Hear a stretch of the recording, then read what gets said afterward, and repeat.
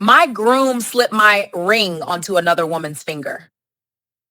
He laughed like humiliating me was funny. So I showed everyone the motel footage from the night My before. name is Tiana Brooks, and this is the story of how I stopped protecting a man who counted on my silence and showed everyone the truth he thought I'd never dare expose. I was 37 when Malik Carter placed that velvet ring box on my kitchen island, and for a moment, I almost believed the version of him he always promised he could be. The proposal wasn't grand. No candles, no music, no sudden burst of romance. He just leaned against a counter like he was negotiating a contract and said, "Tiana, let's stop playing around," as if I had been the one keeping us from a future, not the man who treated commitment like a joke he repeated until it stopped being funny. I looked at him, at that familiar smirk he wore when he wanted something, and felt the old mixture of longing and unease rise inside me. I said yes, not because I was certain of him, but because I was tired of hoping he'd grow into the man he pretended to be around other people.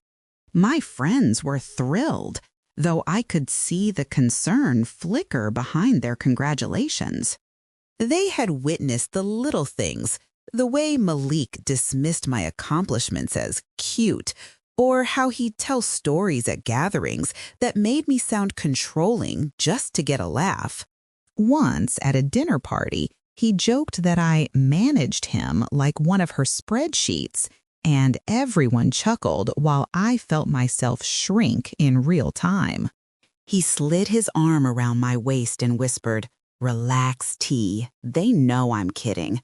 But the thing about jokes is that they always reveal something true underneath, and Malik's humor always seemed to dig beneath my skin. My family tried to be supportive, but even my mother asked, in the gentlest voice she had, "Baby, does he love you the way you love him?" I answered too quickly, as if hesitation would make the foundation we stood on crumble.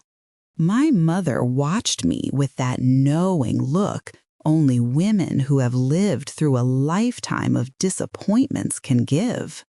She didn't push, but she hugged me a little longer than usual, and that alone told me she sensed the storm long before I admitted there were clouds at all. Malik's family made things worse without ever raising their voices. His mother, Loretta, was the kind of woman who smiled with her mouth but never her eyes. She called me steady, like it was a pitying observation rather than praise. At a Sunday dinner, surrounded by people I still struggled to feel comfortable around, she said, "Tiana is dependable. Malik needs that. Lord knows he's always been a free bird." I laughed politely, but inside I wondered when being dependable became something to apologize for. Malik didn't defend me. He just nudged me under the table and whispered, "Don't start," as if I were the one causing trouble by existing. His younger sister, Nia, was the only one who treated me like a person rather than an obstacle. She asked about my work, remembered the details, told me she admired the life I built on my own. But even she had limits. Once, when Malik joked at a barbecue that marrying me meant guaranteed structure, Naya winced but said nothing. And why would she? Patterns that run in a family become wallpaper, ugly but familiar enough that nobody questions it. The first real crack appeared a year into our relationship, long before the engagement. I came across messages on Malik's phone from a woman named T, not Tiana, but Tayana, a trainer from his gym. The texts weren't explicit, but they had the tone of someone too comfortable with boundaries that weren't hers to cross. I confronted him, my voice shaking, and he rolled his eyes so deeply it felt like he looked straight through me. "You trippin'. She texts everyone like that. Stop acting insecure." The word insecure stung more than the possibility of cheating. I had built a life on choosing myself, my career, my stability, yet somehow, with Malik, I was always the problem. Months later, at another family gathering, I overheard his cousin Jalen talking to one of his friends. They thought they were out of earshot. "Man, Malik still got it. That girl at the lounge was all over him. He better enjoy that before he gets locked down." They laughed loud and careless.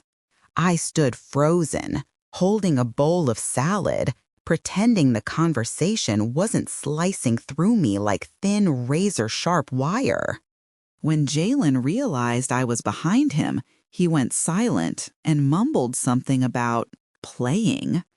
Malik shrugged when I mentioned it later. "You know how dudes talk," he said, as if that excused anything. As if my feelings were inconveniences, not truths. By the time we got engaged, I had already learned to quiet the voice inside me that whispered something was wrong. I told myself every couple had issues, that Malik's immaturity was something marriage would smooth out.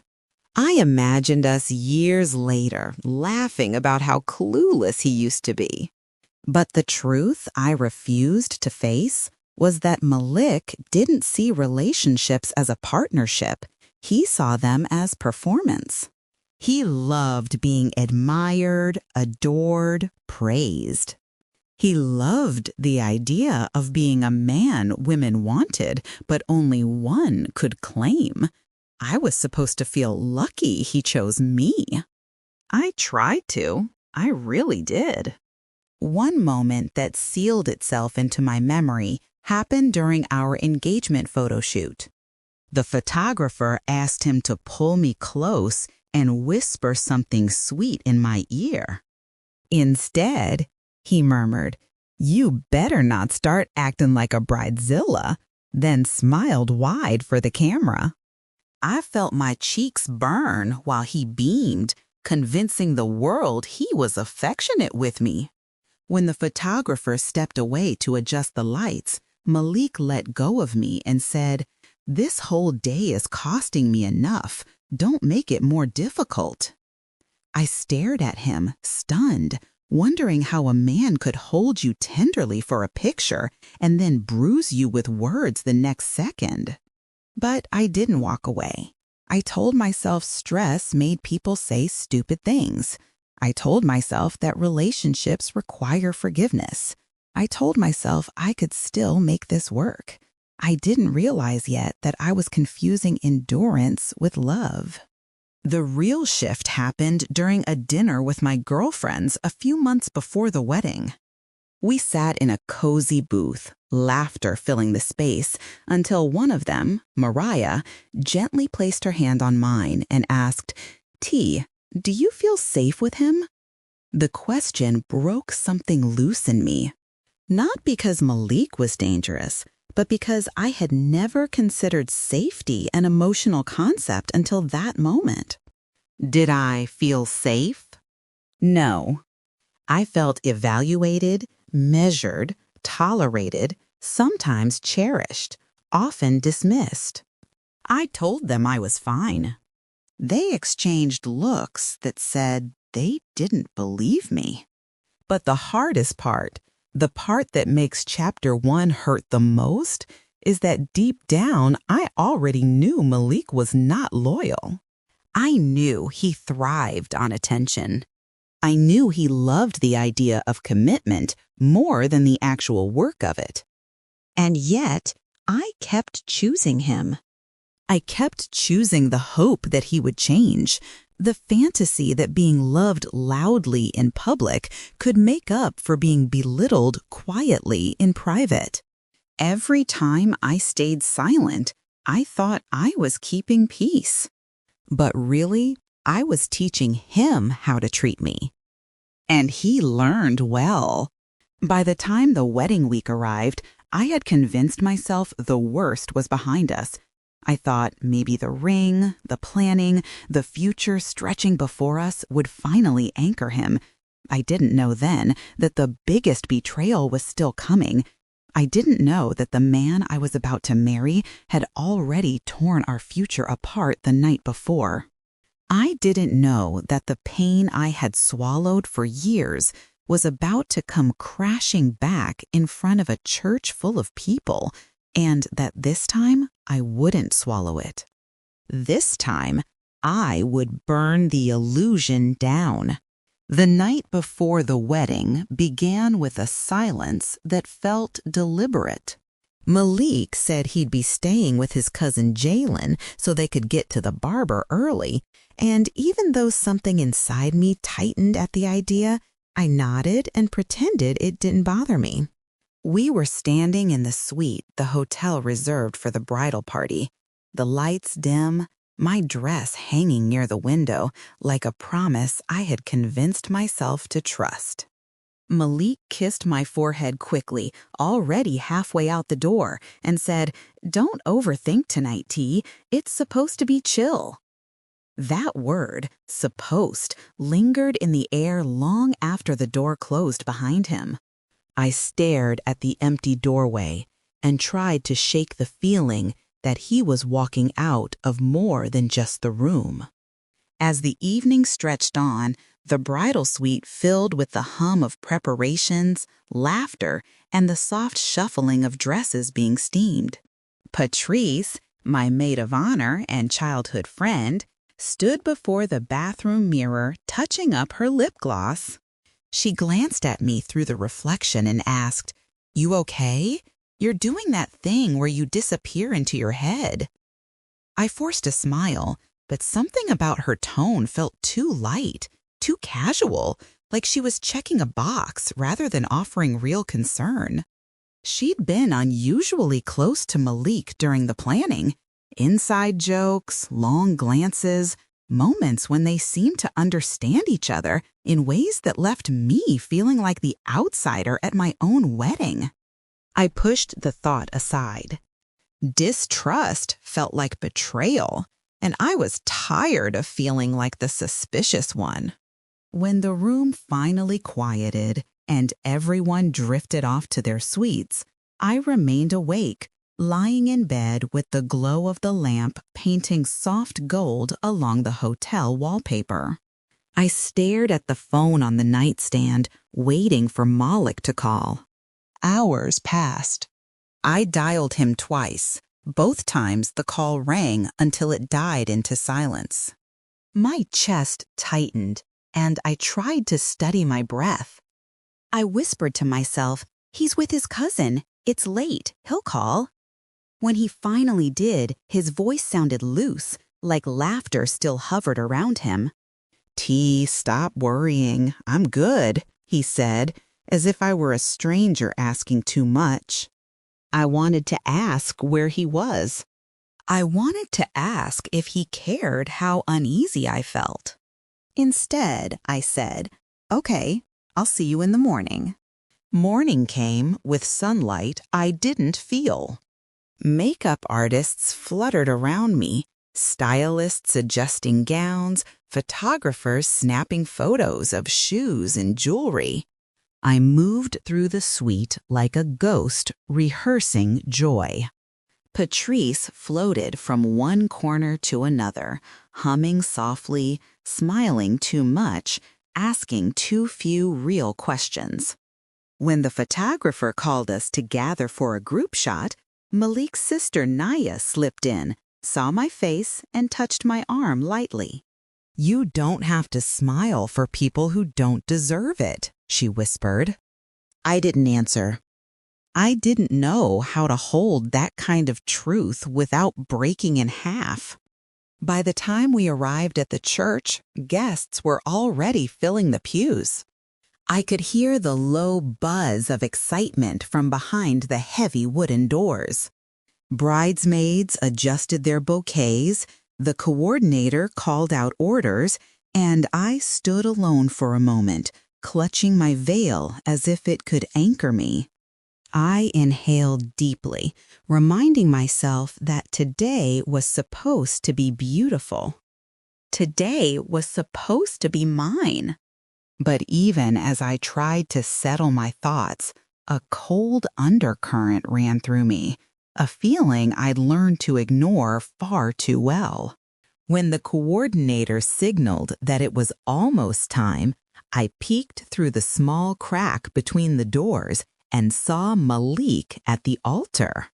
He looked relaxed, almost glowing, joking with Jalen and the pastor. His confidence unsettled me. It was too easy, too practiced. Patrice stood on the opposite side in her champagne satin dress, laughing at something Malik said. For a moment, I watched them, their shoulders brushing, their energy familiar in a way that made my stomach twist. I told myself I was imagining it. I told myself I'd imagined a lot of things. The music swelled. My heart pounded. The coordinator placed her hand on my back and whispered, "Ready?" I nodded, even though everything in me wanted to run. The heavy doors began to open, but before I took a step, Malik lifted the ring box in his hand, turning toward Patrice with a grin so wide it was almost childish. The pastor, thinking it was a playful gesture to lighten the mood, chuckled and said, "Looks like our groom is testing his nerves." A ripple of laughter passed through the guests. Then Malik did the unforgivable. With exaggerated ceremony, he took my ring, the ring he chose for me, the ring meant to symbolize something sacred, and slid it onto Patrice's finger. She gasped, covering her mouth with her free hand, but she didn't step away. She didn't refuse. She just stood there, cheeks flushed, eyes darting between Malik and the crowd as the room erupted in laughter. Someone shouted, "Go ahead, Malik."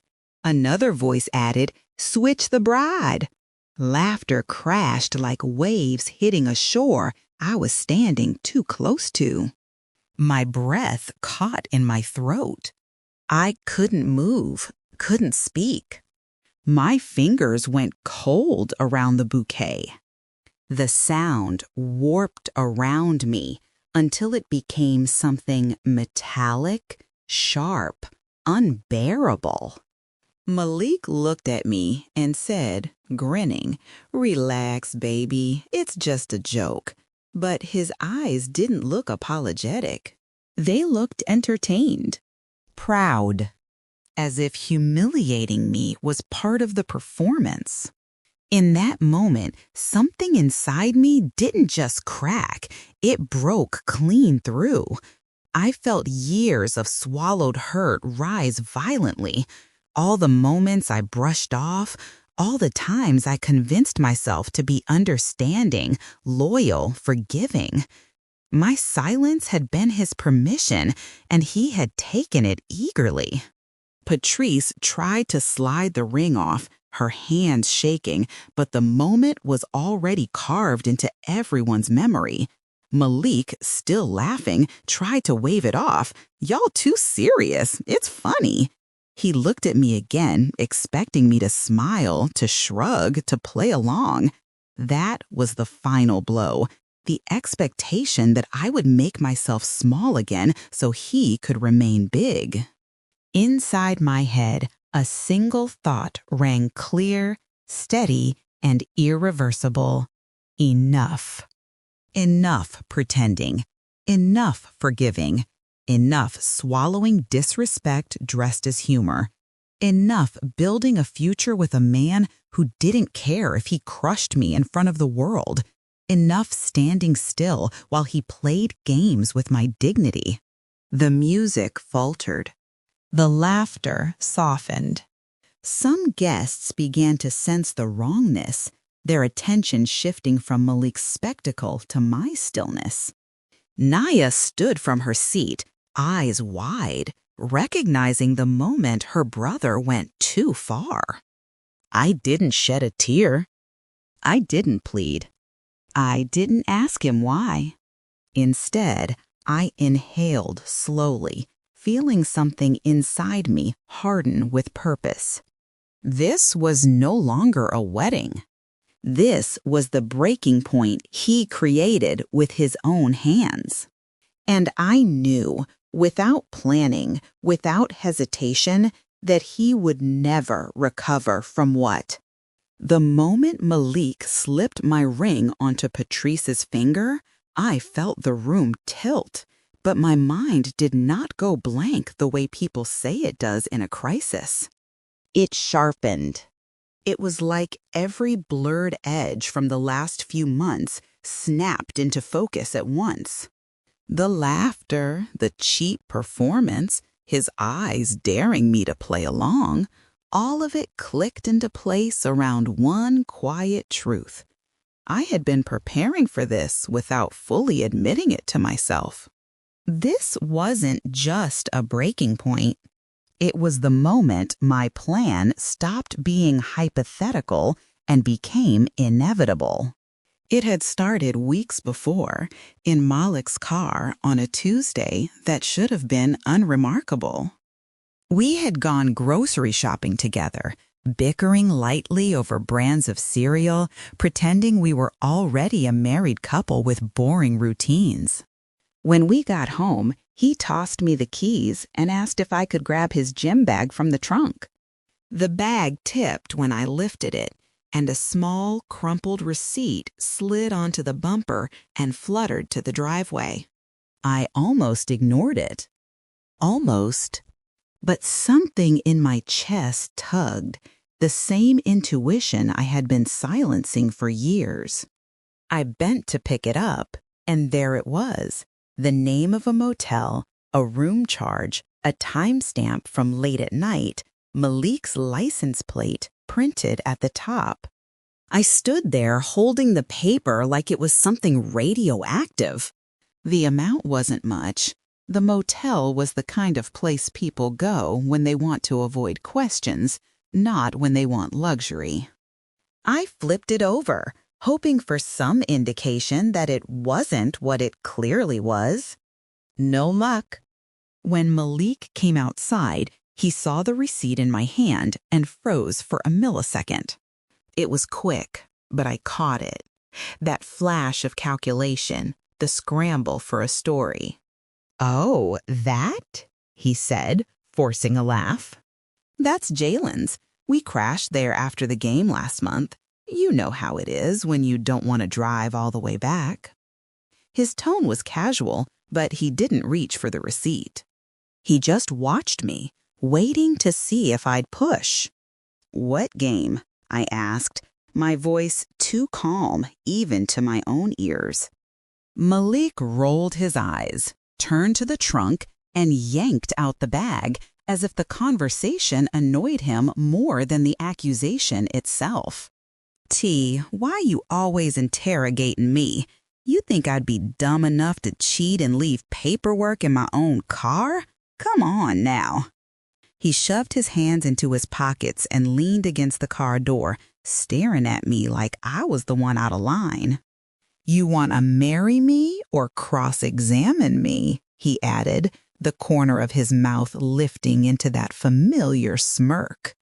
I could feel anger rising, but it ran head first into something heavier, exhaustion. That night, I sat at my kitchen table with the receipt in front of me, turning it over like it might reveal more if I stared long enough. The gate, the room number, the time. I checked Malik's old texts, his schedule, tried to anchor the information to something innocent. Nothing fit. My first instinct was to call my best friend, but I stopped myself. I was tired of hearing my own voice explain away his behavior. Instead, I picked up the phone and called my cousin Devin. Devin and I grew up like siblings, and he'd always been the quiet observer in the family, the one who watched people's patterns and filed them away. He worked security for a chain of properties, including motels dotted along highways that people pretend not to notice. When he picked up, I didn't bother with small talk. "Dev, I need to ask you something off the record," I said. My voice shook in spite of me. He went silent in the way he does when he knows something serious is coming. "You got his plate number?" he asked after I told him what I found. "And the date?" I read everything off the receipt. "T, if I pull anything, you can't unsee it," he warned. I swallowed hard.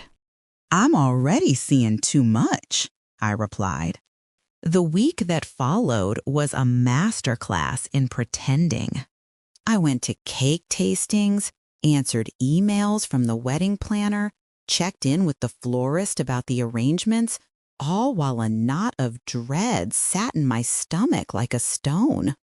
Malik was sweeter than usual, sending random messages about how he couldn't wait to see me walk down the aisle. Every compliment made my skin prickle. I kept replaying his reaction in the driveway, the defensive sarcasm, the way he'd tried to make me feel ridiculous for even questioning him.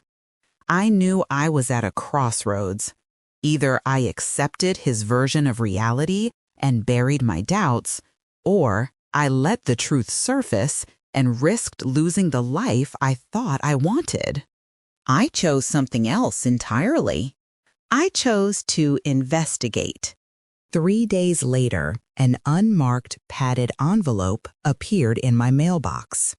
There was no return address, just my name written in Devin's messy handwriting. I locked the door behind me, sat at the dining table, and opened it. Inside was a simple white USB flash drive and a folded note. On the note, Devin had written, "I'm sorry.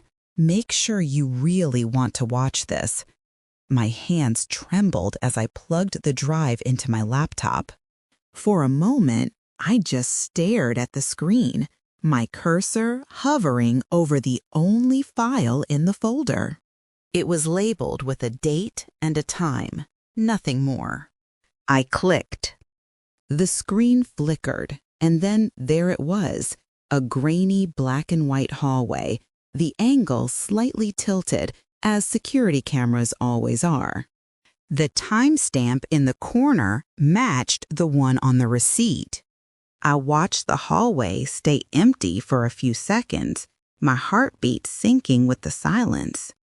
Then Malik walked into frame. Even in grainy footage, I recognized his stride, the way his shoulders tilted when he was feeling himself. He wasn't alone. Patrice was right beside him, her hair in the same style she wore on casual evenings, laughing at something he said. Malik's hand was on the small of her back, guiding her toward a door. I pressed pause, staring at the frozen image. It felt like my skin didn't fit anymore. My first instinct was to slam the laptop shut, to pretend I hadn't seen what I had just seen. Instead, I pressed play. I watched them go to the front desk together. I watched Patrice lean on the counter while Malik handled the transaction. I watched them walk down the hallway, his hand never leaving her, her head tipping toward him in the easy intimacy of people who had crossed a line a long time ago. At the door, they paused. Patrice glanced up at him, smiled, and he kissed her. It wasn't a tentative, guilty kiss. It was practiced, familiar. Then they disappeared into the room. I sat there long after the video ended, my hands numb, eyes burning but dry. Anger came in slow, controlled waves, not the explosive storm I might have expected. Underneath the fury was something else, clarity. They weren't just betraying me in private. They were moving through the world as if my intelligence was a minor obstacle, as if I would never see what was right in front of me. The humiliation I felt wasn't just about the cheating. It was about being treated like I was too desperate, too eager to be a wife, to ever walk away. I replayed the video 3 more times, not because I didn't believe it, but because I wanted to feel the full weight of it. Every time I watched, another piece of my attachment to Malik snapped away. By the 4th viewing, I wasn't crying. I was planning. The first thought that formed was simple and cold. If they wanted to treat my life like entertainment, I would give them an audience they never forget. The decision came quietly. I didn't call Devin back immediately to rant or fall apart. When I did call, my voice surprised both of us with how steady it sounded. "I saw it," I said. "You okay?" he asked softly.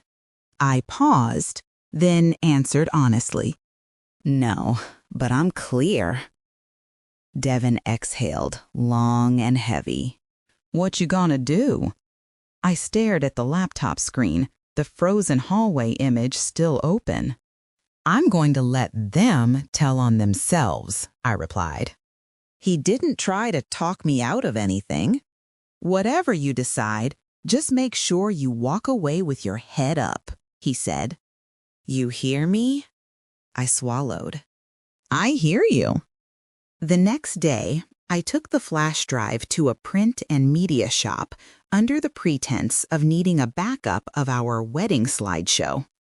The clerk, a young guy with headphones around his neck, barely glanced at me as he copied the file to a new drive with better video compatibility. "You want this to autoplay?" he asked. The question made something spark in my chest. "Yes," I said slowly.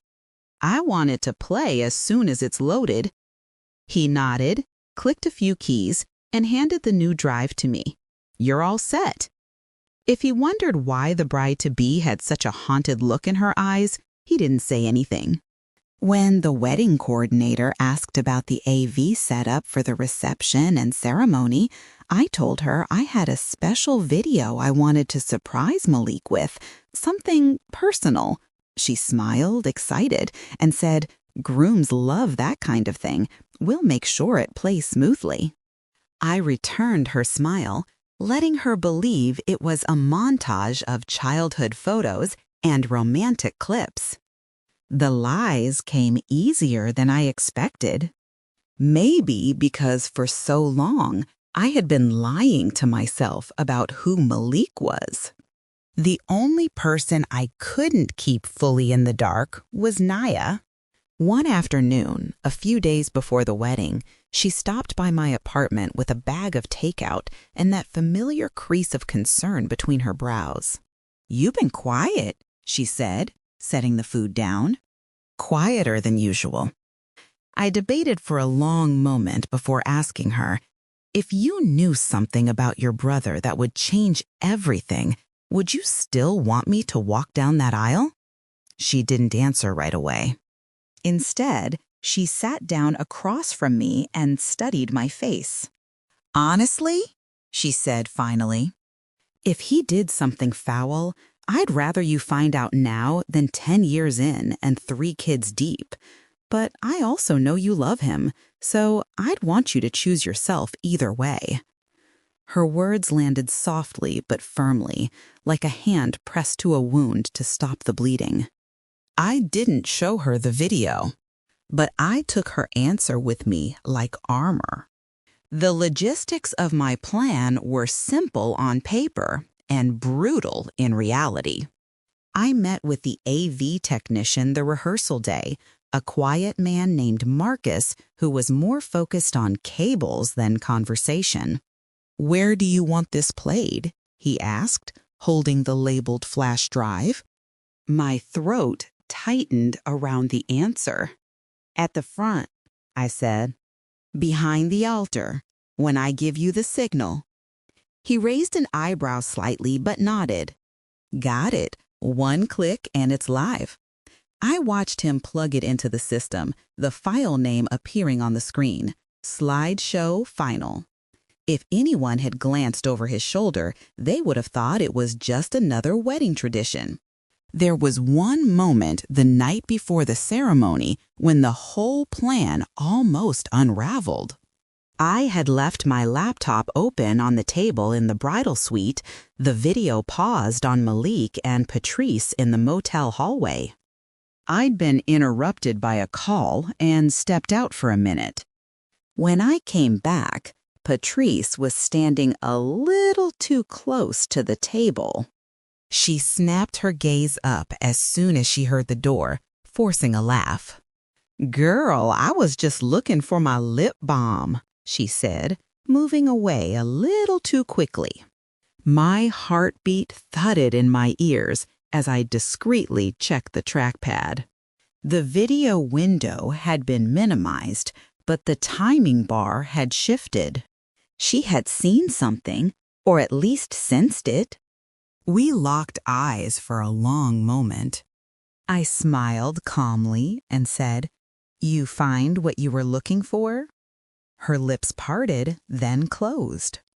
"Not yet," she replied, voice faint.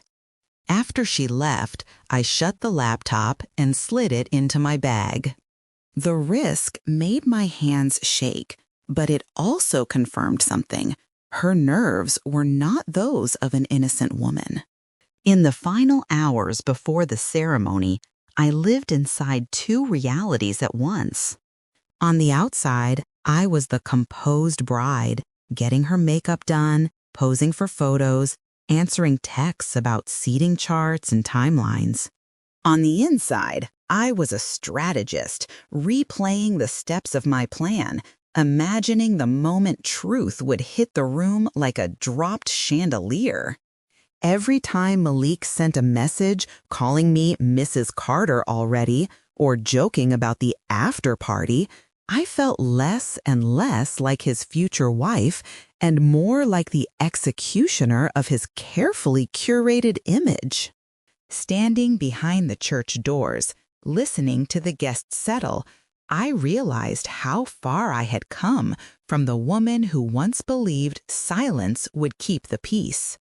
Now I understood that my silence had only cleared the stage for other people's cruelty. The flash drive in the AV booth was my refusal to be quiet one more time. I didn't know exactly how the fallout would look. I didn't know who would stand with me once the truth lit up that screen. But I knew one thing with absolute certainty. I would no longer help Malik protect the lie he built on my back.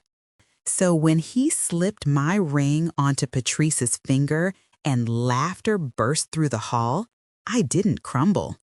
I let the humiliation settle for one long, burning second, then straightened my spine. This was their last performance. They just didn't know the projector was already warm, the file already queued, and my hand already reaching for the moment that would finally turn their joke into their downfall. For a heartbeat after Malik slipped my ring onto Patrice's finger, I stayed frozen at the entrance like part of the doorway. The music kept playing, the guests kept laughing, but something in the air shifted, a faint unease, like people weren't sure if they were still supposed to find this funny. I watched Malik bask in the attention, his shoulders loose, head tilted back as he laughed, one hand dramatically pressed over his heart. Patrice tried to laugh along, But I saw it in the way her fingers twitched at her side, the way her eyes avoided mine, even from across the distance. That ring gleamed on her hand like a confession. Inside my chest, there was no more debate, no more bargaining. Just a clear, cold line. This ends today. The coordinator beside me whispered, "Tiana, do you want us to stop the music?" Her voice sounded far away, like it was underwater. I blinked, refocused, and realized everyone in the back had turned to look at me. Some of the bridesmaids wore confused smiles, frozen halfway between anticipation and concern. I straightened my spine, adjusted my grip on the bouquet, and heard my own voice come out calmer than I felt. "No," I said. "I'll handle it."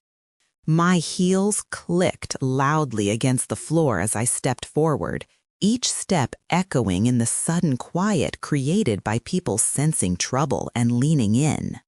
Laughter thinned into an uneasy murmur. Moloch's smile faltered when he saw me walking instead of gliding, my pace too measured to be part of any romantic entrance. The pastor lowered his microphone, looking between us like he'd just realized he was standing inside a scene that wasn't in his script. I walked past the first row of guests, caught a glimpse of my mother clutching her clutch so tightly her knuckles whitened, and Naya half risen from her seat, eyes locked on me. "Tea, baby. It was just a joke," Malik called out, his voice too loud, too bright. It cracked at the edge, betraying the first hint of panic. He spread his arms as if he expected me to laugh, to shrug, to play my usual role of the reasonable one. I stopped halfway down the aisle and let the silence stretch. You could feel the crowd breathing, one collective organism, waiting to see whether the bride would cry, scream, or collapse. I did none of those things. I turned my head slowly toward the back of the hall, toward the AV booth. I caught Marcus's eye behind the glass. He was hunched over the console, his hand hovering near the controls, waiting for the signal we'd discussed. I remembered his words at the rehearsal. One click and it's live. Now he looked at me with a question in his raised brows. "Are you sure?" I inhaled deeply, my chest expanding as if I were finally taking in a full breath after months of shallow ones. I gave him a single, deliberate nod. The smallest gesture in the room, but the most important one. "Baby, come on," Malik said, a nervous laugh bubbling up. "You really gonna be mad about this? Put on the ring and let's do this right." He took a step toward me, leaving Patrice stranded, her hand still stretched out awkwardly, with my ring glinting accusingly on her finger. Some of the guests chuckled weakly, trying to resuscitate the humor. Others looked down at their programs, suddenly interested in the printed order of service, anything to avoid meeting my eyes. Then the music cut. The abrupt silence slammed into the room, more jarring than any shout could have been. Conversations died mid-word. Even the faint rustling of fabric stopped. People turned their heads toward the front, then toward the back, confused. A low buzzing sound filled the room as the projector warmed up, and the big screen behind the altar flickered from the wedding logo to an empty gray. It was like the whole hall inhaled at once. Malik looked up at the screen, then back at me. "What's going on?" he demanded, his voice sharp now. I didn't answer. I didn't need to. The answer was already cued. The first frame appeared, a grainy black and white image of a motel hallway, timestamp glowing in the corner like an accusation. For a split second, the guests didn't understand what they were looking at. Then the figure of a man strode into view. Even in low resolution, Malik was unmistakable. The way he walked, the tilt of his shoulders, the shape of his haircut.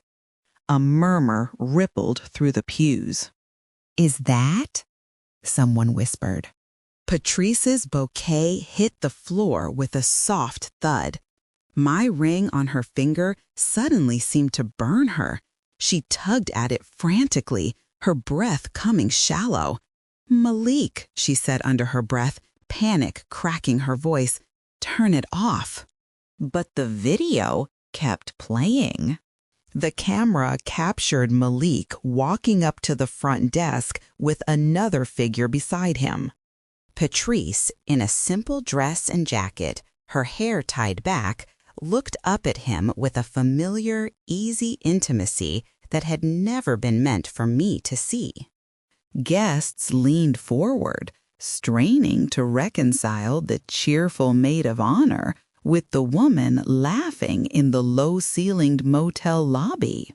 Someone in the back gasped, sharp and loud. On the screen, Malik signed the paperwork. The timestamp matched the night before, down to the hour.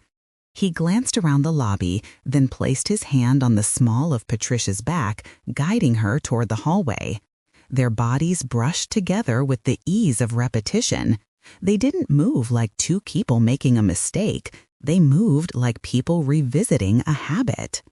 "Turn it off," Malik shouted, his voice cracking. He whirled toward Marcus in the booth, but there was nothing he could do from the aisle. "Yo, cut that off, man. That's not supposed to be." The next frame stopped his words.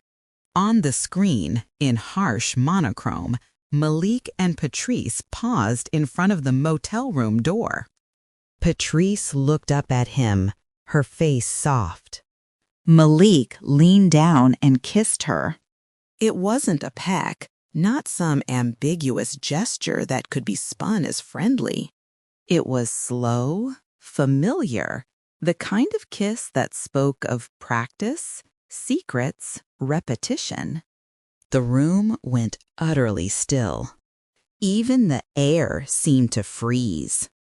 Loretta stood abruptly, her hand pressed over her mouth. "Malik," she whispered, as if saying his name might rewind the footage. Jalen sank into his seat, one hand clutching the back of the pew in front of him, eyes wide with dawning horror. Somewhere near the middle rows, a guest muttered, "Lord have mercy," under their breath. I watched Malik instead of the scream. I watched the way his face crumpled from outrage into naked fear, the way his eyes darted around the room, calculating how many people had seen enough to ruin him. This old," he stammered, his hands outstretched, as if he could physically push the truth back into the projector. "This ain't what it looks like. Tiana, tell him."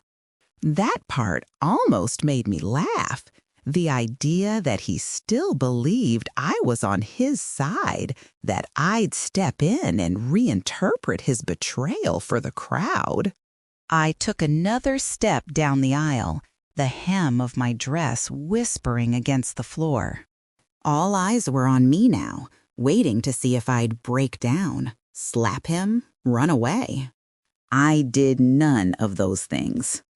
I simply kept walking until I stood near the front, far enough to see his face clearly, close enough for him to see that I was not trembling. "Tell them," Malik repeated, his voice rising. "This is nothing. You know that. We were planning something for you. It's a prank." The words sounded pathetic, hanging in the air like a balloon leaking air. On the screen, the footage looped back to the beginning, hallway to desk to door, like a cruel carousel. People's heads turned between the real Malik standing by the altar and the Malik in the video walking into that room with Patrice over and over again. Each repetition drove the reality deeper, stripped away another layer of denial. Patrice finally found her voice. "It's not what it looks like," she blurted out, stepping forward.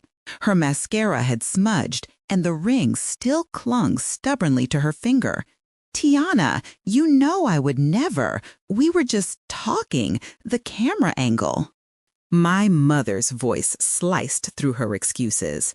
"The camera angle didn't put his hands on you," she said, steady and sharp. The guests turned toward her in surprise. She rarely spoke loudly in public. Now her eyes were cold, and she stared at Patrice like she'd finally seen through a fog. "Sit down," she added. "Every second you stand, you dig yourself deeper." Naya moved first. She slipped out from the end of her row and walked to my side, her heels clicking in quiet solidarity. She didn't say anything, just laid her hand gently on my elbow. That small touch drew a line in the room. People began to shift, physically and emotionally, away from Malik and Patrice and toward me. Loyalty was recalibrating in real time. Loretta, shaking, pointed a trembling finger at the screen. "You had no right," she said to me, voice breaking. "Whatever is going on, you didn't have to humiliate him like this. This is family business." The words burned, but they didn't wound the way they might have once. I turned to her and answered for the first time since the video started. "He made it family business when he brought everyone here to bless a lie," I said quietly. I just turned on the lights. A low murmur surged through the hall, a mixture of approval, discomfort, and shock. Malik stepped closer, his composure unraveling. "So what, you think you perfect?" he snapped. "You gonna throw everything away because of one mistake? You know how long we've been planning this? How much money?" "Money?" I repeated, incredulous. "You are worried about money?" My voice stayed calm, but the room leaned in. "You took my ring to a motel and put it on someone else's finger before you ever tried to put it on mine for real? You made a joke out of our vows before we ever said them. And then you stood here in front of God and everybody and did it again." For a heartbeat, nobody spoke. The only sound was the faint whirring of the projector, still looping evidence behind us like a restless conscience. "I can fix this," Malik insisted, desperation sharpening his tone. "We can talk about this later.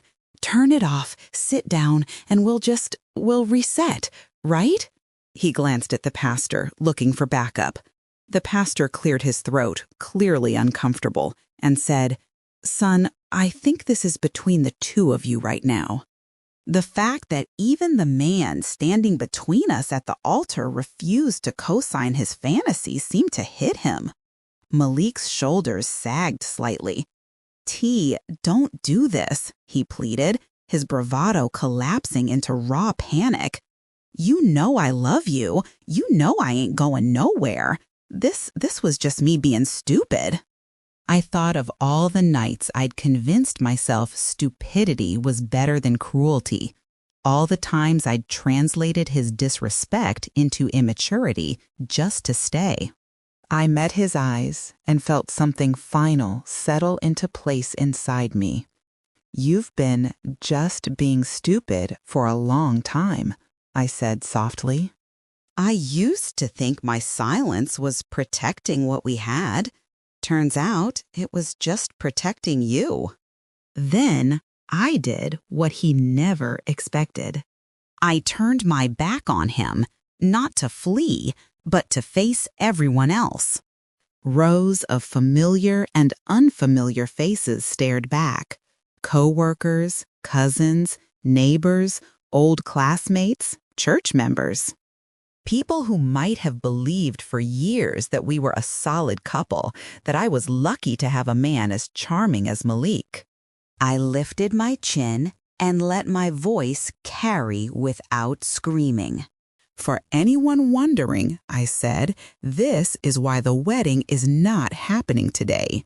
A collective intake of breath swept the room. I am not marrying a man who thinks humiliating me is entertainment. I am not tying myself to someone who cheats and then calls it a prank.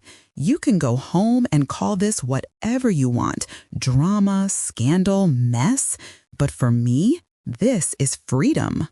In the front row, my mother nodded once, tears in her eyes, but pride in the tight line of her mouth. Behind her, I saw people exchanging glances, some uncomfortable, some sympathetic. A few women looked at me like they wanted to stand up and clap, but weren't sure if it was allowed in a moment like this. Malik reached for my arm. "Tiana, don't walk away from me," he said, voice hoarse. "We've got history. We got people watching. You really gonna embarrass me like this?" The irony of his question almost made me laugh. He still didn't get it. Embarrassment had been my silent companion for years. Now it was his turn to feel its weight. I stepped out of his reach, the satin of my dress whispering as I moved. "I didn't embarrass you," I replied. "You did that the night you thought you could have both a wife and a side act, and I'd never find out. All I did was press play." The screen behind us froze on a frame of Malik and Patrice disappearing into the motel room, the door halfway closed. It felt symbolic, like the last glimpse of a life I was choosing to shut the door on. Marcus, sensing the moment, finally blacked out the projection. The screen went dark, but the damage was already printed on everyone's memory. I turned to Nia. Her eyes glistened, jaw clenched. "You coming?" I asked quietly. She nodded without hesitation. "Yeah," she said. "I'm not staying here to watch him lie anymore." She shot her brother one last look, full of a complicated blend of love and disappointment. "You did this," she told him. "Don't you dare blame her." Loretta called after us, voice breaking. "Tiana, don't walk out like this. We can talk, baby. Families work things out." I paused, but didn't turn around. "You had years to teach your son how to respect women," I said. "You chose to excuse him instead. This is me working things out for myself." With that, I handed my bouquet to the nearest pew, my fingers finally letting go of the symbol of a wedding that no longer existed. The flowers sagged slightly, petals brushing against the program of a ceremony that would never be completed. I didn't cry as I walked back down the aisle, this time in the opposite direction, away from Malik, away from the altar, away from the lie. Each step felt like peeling away another layer of shame that had never been mine to carry. Behind me, I could hear chaos erupting, voices overlapping, chairs scraping, someone from Malik's side demanding answers in a rising tone. But those sounds faded as I moved toward the doors, toward the light leaking in from the lobby. Naya walked beside me in silence, her hand still resting gently on my arm. Before we stepped out, I glanced back one last time. Malik stood alone near the altar, shoulders slumped, surrounded by people, but suddenly isolated. Patrice had sunk onto a chair, her face buried in her hands, my ring finally off her finger and lying on the floor where it had landed after she yanked it free. His image on the screen was gone, but the memory of his laughter at my expense lingered like smoke. For the first time since he proposed, I felt no urge to fix anything, no instinct to smooth the edges, to explain, to negotiate. All I felt was a clear, steady certainty. Whatever came next, I would face it without carrying his shame. I pushed open the doors and stepped out of the hall, leaving him to stand in the ruins of the performance he'd tried to make of my life. The lobby outside the hall felt unnaturally bright, like someone had turned the world up a few notches just to see what I would do under the glare. My veil was crooked, my dress still pristine, and my hands finally started to shake now that the performance was over. Naya guided me to a cushioned bench near a potted plant that had seen better days. For a long moment, neither of us spoke. The muffled chaos from inside bled faintly through the closed doors. Raised voices, hurried footsteps, the dull echo of a day that had spun out of control. "You sure you're okay?" Nia asked eventually, her voice quiet but steady. I stared at my empty ring finger and answered honestly. "No," I said. "But I'm not broken, and that's new." She nodded like she understood exactly what I meant.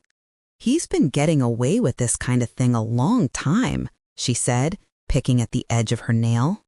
"Not just cheating, the lying, the jokes, the way he makes people doubt what they see. Someone was going to stop it eventually.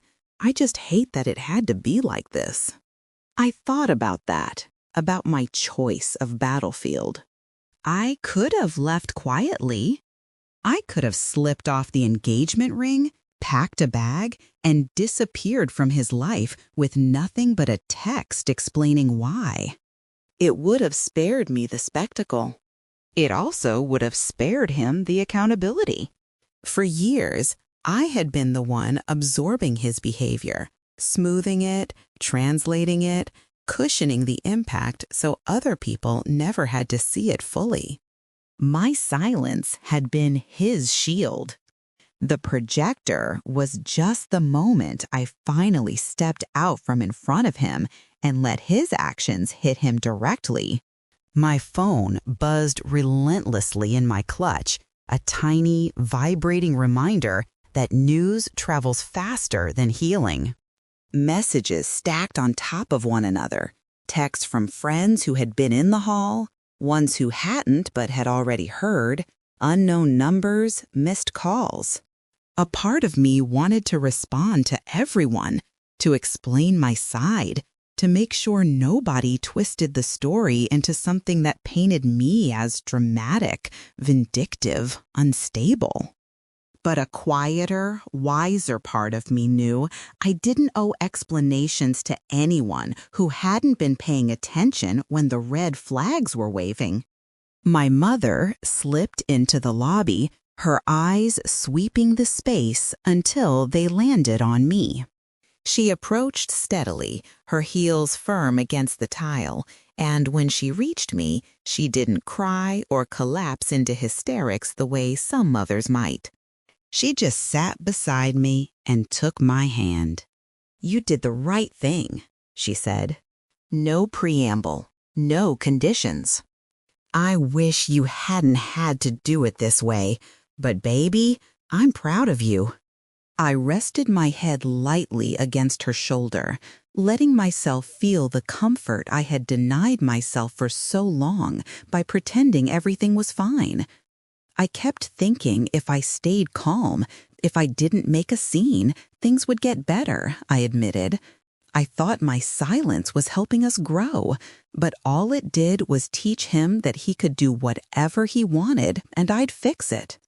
My mother exhaled through her nose, an old, tired sound. "Women are taught that from birth," she said. "Smile, keep the peace, don't make a fuss.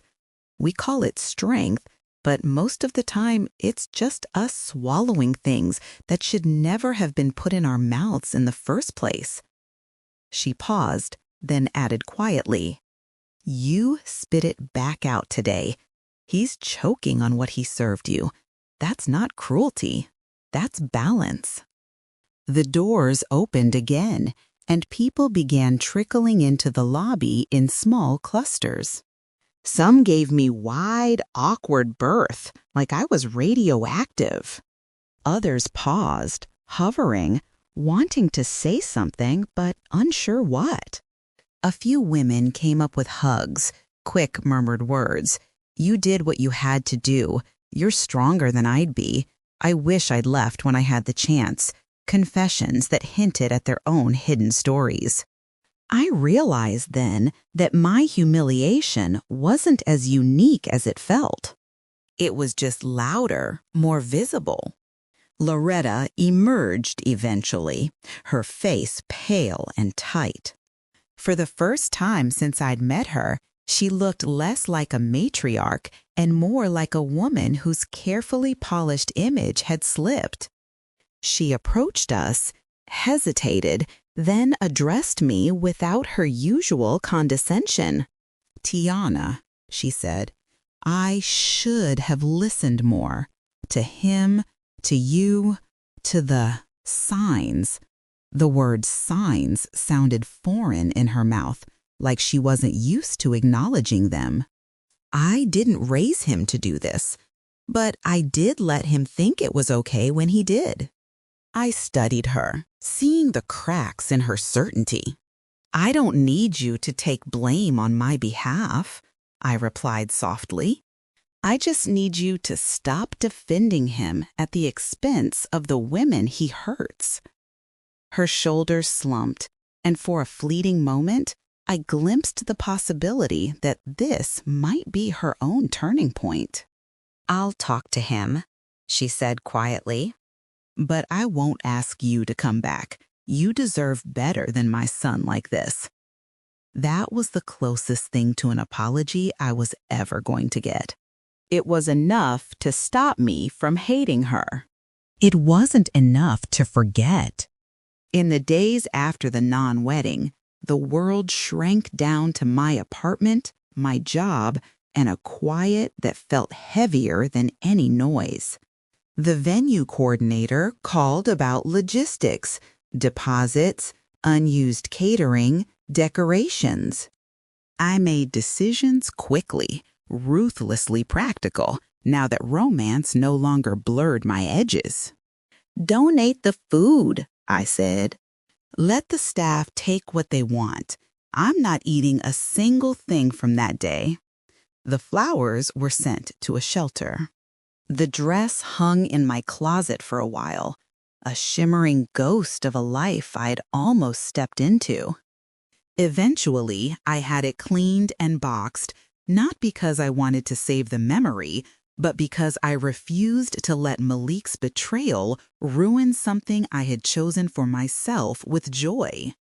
Gossip did what gossip always does. People who had been in the room told the story in their own tones, some outraged on my behalf, some thrilled by the drama, some clucking their tongues about airing dirty laundry. I heard versions of it come back to me through friends. The woman who said I'd gone too far, the man who said Malik had just messed up like dudes do, the quiet church elder who reportedly shook his head and said she saved herself from a lifetime of this. Thank God for projectors. Every variation forced people to reveal who they really were, who they sided with when the mask came off. I took notes, internally. Not to hold grudges, but to adjust closeness. Meanwhile, Malik's fall unfolded in layers. First came the suspension from his job after a colleague who attended the wedding mentioned the video to HR in worried tones about professional conduct. He worked in a field where reputation mattered, where character was currency. Sleeping with the maid of honor wasn't technically illegal, but flaunting that kind of reckless behavior in front of 200 witnesses was enough for them to reconsider whether he represented their brand. Then came the friends who stopped answering his calls, the cousins who pulled back, the neighbors who suddenly had less time to wave and chat on the sidewalk. It wasn't immediate abandonment. At first, people tried to comfort him, to tell him he had time to fix things. But time did what it always does. It replayed the facts until excuses wore thin. Malik tried to spin the story in his favor, messaging mutual friends, claiming the motel footage was taken out of context, insisting Patrice had seduced him, saying I'd overreacted, saying any woman would be grateful to have a man who still wanted to marry her after a slip-up. The more he talked, the more people saw the pattern I had lived with. Devin called me one evening, his voice laced with a grim satisfaction I recognized. "Guess who just tried to ask me to lie for him?" he said. "He wanted me to say that footage was old, from before y'all even got serious. Wanted me to say I mixed up the timestamps." "What did you say?" I asked, though I already knew. Devin snorted. "I told him I don't edit reality to make grown men feel better about their choices," he replied. "T, he's spiraling. I just wanted you to know you made the right call, not that you needed my validation." I didn't, not anymore. There was a time I would have clung to that reassurance like a life raft, desperate for someone to tell me I wasn't overreacting. Now, my certainty came from somewhere quieter, from being in the room with the worst of his behavior and choosing myself anyway. In the quiet hours, when the adrenaline faded and the ache remained, I thought a lot about my past silence. I replayed small moments I'd brushed off, the jokes at my expense, the subtle put-downs, the way Malik had always been most charming when there was an audience. I saw younger versions of myself sitting through dinners where I pretended not to notice being talked over, through conversations where I laughed along to stay agreeable, through arguments where I apologized for being too sensitive. It hurt to admit that my silence had been part survival, part habit. Growing up, I'd watched women in my family hold their tongues to keep peace, with husbands, with bosses, with strangers on the street. They wore their endurance like armor. I copied them, believing that the ability to swallow pain without complaint made you strong. What I hadn't understood was that predators and cowards often look for that very quality, mistaking it for permission. But I also refused to rewrite history in a way that blamed myself for his choices. My silence hadn't made him cheat. My quiet hadn't put his hands on Patrice in that hallway. Those were his decisions, rooted in his entitlement, not in my patience. What my silence had done was delay my exit and enlarge the stage he thought he owned. That was what I could own, what I could change. Slowly, I reshaped my relationship with silence. I stopped answering messages that smelled like gossip, people fishing for more details than they deserved. Silence became my boundary instead of my prison. I declined a phone call from a mutual friend who had always adored Malik's charm and now wanted to hear my side in a tone that suggested she had already chosen his. I ignored a long, rambling text from Patrice that started with "from woman to woman" and veered quickly into self-pity. I didn't need their apologies to move forward, and I wasn't going to offer them the comfort of absolution. One evening, Nia came over with takeout and a bag of old DVDs from her childhood. "Needed a break from my mother crying and my brother sulking," she said, kicking off her shoes as she stepped inside. We ate on the couch, watching a movie neither of us really followed, letting the background noise fill the space where heavier conversation waited. Eventually, she muted the TV and turned to me. "You know what the wildest part is?" she said. "He still doesn't really get why you left. He gets that he got caught. He gets that people are mad, but he keeps saying she didn't have to do me like that. Like the problem is the projector, not the fact that he was in that hallway in the first place." I sighed, a slow release of air that carried years of understanding. Some men will never understand that the real violence is in what they do in the dark, I said, not in the light that finally hits it. She studied me for a long moment, then asked, "Do you regret how you did it, with everyone watching?" I thought about it carefully. I thought about the sting of being the center of a scandal, the looks, the whispers, the attention I never asked for. I thought about how, without that public collision between his image and the truth, I might have been dragged into months of gaslighting, discussions, bargainings, family interventions urging forgiveness. I thought about the way the room had gone silent when the footage played, how, for once, nobody could pretend they didn't know what kind of man he was. "No," I said finally, "I don't regret it. If I'd kept it private, he would have rewritten the story, told people I was unstable or that we just grew apart. This way, everyone saw what I was dealing with. I didn't humiliate him.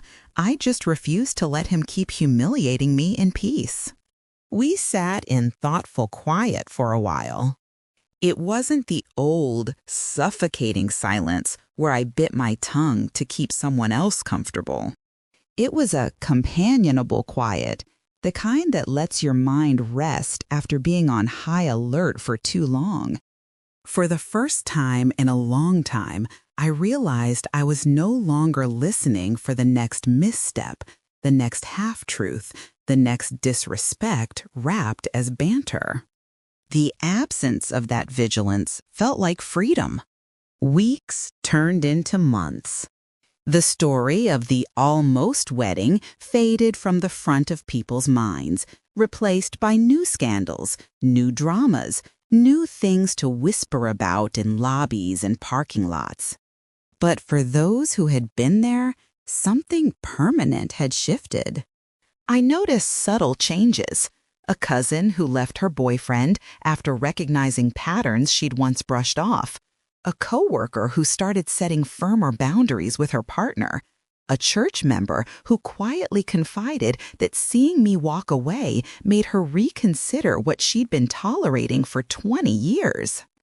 My choice had sent ripples outward in ways I hadn't planned, but was grateful for. As for me, I found a new kind of quiet, one that wasn't about shrinking, but about standing grounded. I took walks without checking my phone every few minutes. I cooked for myself, not because I was trying to prove I'd make a good wife, but because I enjoyed the ritual of caring for my own body. I went back to therapy, this time not to figure out how to be a better partner, but to learn how to be a better guardian of my own boundaries. My therapist asked, "What do you want your life to feel like now?" And for once, my answer didn't include a man. Eventually, Malik stopped calling. The messages slowed, then stopped.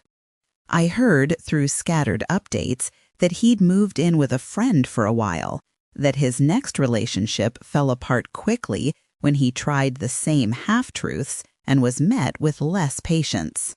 I didn't celebrate his downfall, but I also didn't mourn it. His unraveling was not my burden anymore. The image people now had of him, flawed, selfish, careless with other people's hearts, was closer to the man I had known behind closed doors. That alignment between public and private truth wasn't revenge. It was accuracy. One morning, months after the day I walked out of that hall, I woke up and realized I'd slept through the night without replaying the scene in my head. No aisle. No projector. No hallway footage. Just silence and the soft light of a new day filtering through my curtains. I lay there for a moment, letting the stillness settle over me.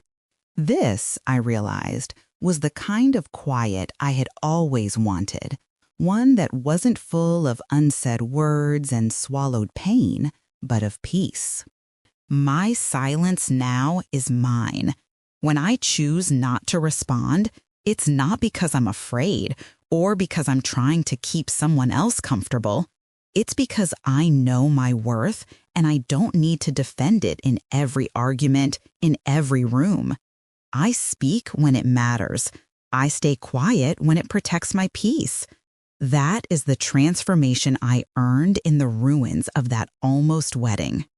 I walked into that day believing my job was to hold everything together, no matter how much it hurt me. I walked out knowing my only job is to hold myself together and never again hand someone the power to tear me apart for sport. Whatever love comes next in my life will have to meet me there, in the light where jokes don't cut and projectors stay off because there's nothing to hide. Until then, I will live in the kind of silence that doesn't erase me but lets me finally hear my own voice.